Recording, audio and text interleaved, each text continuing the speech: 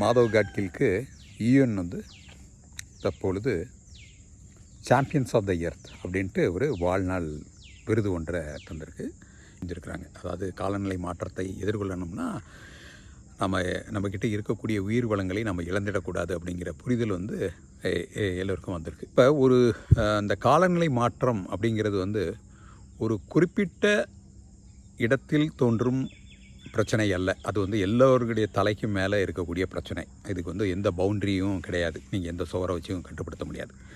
அப்படிங்கிறப்ப நிலத்தின் மூலமாக அந்த காலநிலை மாற்றத்தை நம்ம தடுக்கணும் அப்படின்னா அந்த நிலத்தின் உரிமை அல்லது நிலத்தின் பொறுப்பு அப்படிங்கிறத காப்பாற்றுறதுல அந்த நில உரிமையாளர்களை தவிர உலகத்தில் வாழும் அத்தனை பேருக்கும் இருக்கிறது. பொறுப்பற்ற ஒருவரிடம் நில உரிமை இருந்தால் அது உலக மக்கள் அனைவருக்குமே சிக்கல் அப்படிங்கிறது இப்போ எல்லோருமே புரிஞ்சுக்கிட்டாங்க.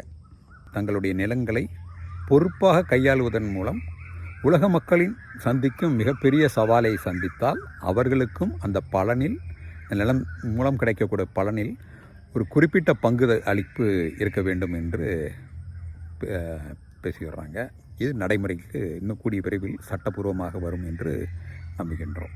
அப்படி வந்தால் அது விவசாயிகளுக்கு ஒரு பெருத்த ஒரு சந்தோஷம் தரும் நிகழ்வாக இருக்கும்.